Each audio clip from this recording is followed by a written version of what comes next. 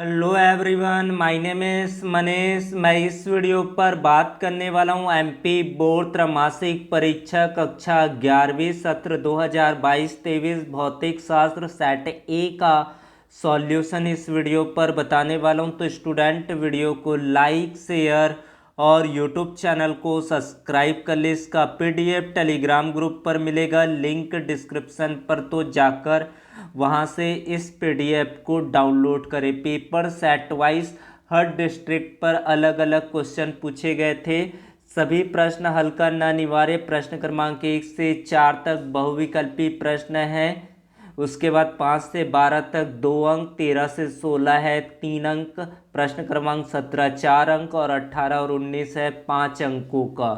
तो सबसे पहले बात करते हैं ऑब्जेक्टिव क्वेश्चन का सॉल्यूशन आप लोगों ने सही किया है या नहीं किया है। तो सबसे पहला प्रश्न, सही विकल्प चुनकर लिखिए। स्थिति समय ग्राफ का ढाल प्रदर्शित करता है, वेग, त्वरण, मंदन, विस्थापन। उत्तर क्या जाएगा इसका? त्वरण। वेग समय ग्राफ समय अक्ष के लंबवत कब होगी? एक समान गति में। किसी प्रक्षेप्य द्वारा क्षैतिज में चली गई दूरी उसकी अधिकतम ऊंचाई की 4 गुनी है। प्रक्षेपण कोण का मान होगा 45 अंश।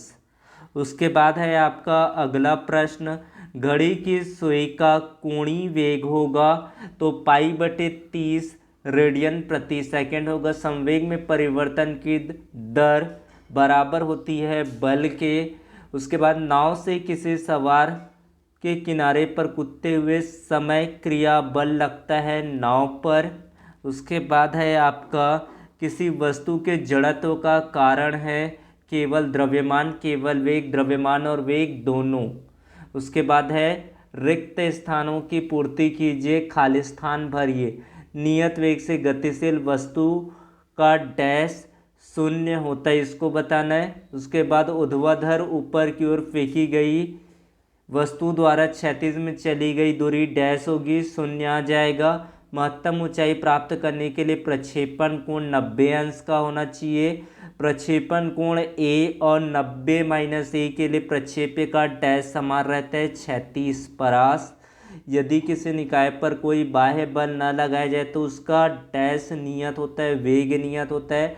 रॉकेट नोदन डैश पर आधारित है, संवेग संरक्षण पर आधारित है। घर्षण द्वारा किया गया कार्य डैश होता है, तो घर्षण द्वारा किया गया कार्य ऋणात्मक होता है। एक शब्द एक वाक्य पर उत्तर दीजिए। वीटी समय वेग समय ग्राफ के अंतर्गत आने वाला क्षेत्रफल क्या व्यक्त करता है? विस्थापन को शून्य सदिश जिसका दिशा और परिमाण दोनों शून्य होता है उसे शून्य सदिश कहते हैं। यहाँ पर आपका एकांक सदिश बताना है, तो ए का एकांक सदिश होता है vector of A upon mod of A vector होता है, तो ये याद रखेंगे।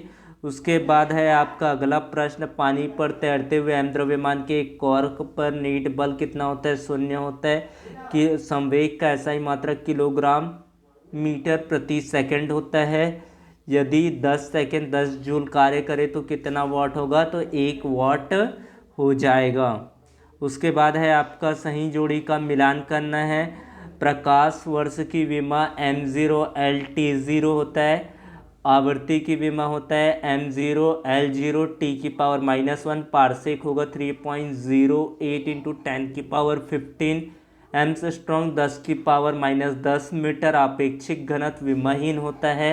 खगोलीय मात्रक 1.496 × 10⁻11 मीटर होता है। ऊर्जा का विमेय सूत्र ये हो जाएगा। तो इस तरह से आपको मिलान करना था। उसके बाद है आपका अति लघु उत्तरीय प्रश्न दिया गया, किसी वर्नियर यंत्र के मुख्य स्केल के एक खाने का मान 1 mm तथा वर्नियर पर खानों की कुल संख्या है 10 है, तो अल्पतमांक ज्ञात कीजिए। सौर परिवार के सबसे निकट के तारे का प्रकाश पृथ्वी तक पहुंचने में 4.29 वर्ष लगते हैं। पृथ्वी से इसकी दूरी किलोमीटर में ज्ञात कीजिए। विमीय विश्लेषण की सीमाएं, ये इंपॉर्टेंट क्वेश्चन में बताया गया था, आप लोगों को करना था ये क्वेश्चन। उसके बाद है ये क्वेश्चन दिया गया, एक वस्तु को प्रारंभिक वेग 9.8 मीटर प्रति सेकेंड के ऊर्ध्वाधर ऊपर की ओर फेंका जाता है। अधिकतम ऊंचाई पर वस्तु का वेग और त्वरण ज्ञात कीजिए। सदिशों के योग संबंधी त्रिभुज का नियम बताना है। कोणीय वेग किसे कहते हैं? वृत्तीय गति के लिए आवर्तकाल और आवृत्ति का सूत्र लिखिए। उसके बाद न्यूटन के गति का द्वितीय नियम बताना है, तो F इक्वल टू होता है यहाँ पर ma होता है। किसी वस्तु के संवेग परिवर्तन की दर उस पर आरोपित बल के अनुक्रमानुपाती होता है। ये क्वेश्चन आपको इम्पोर्टेंट में बताया गया था। उसके बाद है कार्य ऊर्जा प्रमेय का प्रश्न आया गया यहाँ पर।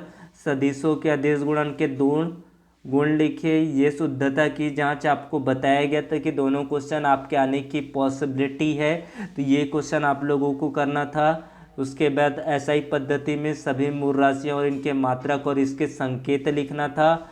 उसके बाद है ये आपको आंकिक प्रश्न दिया गया है।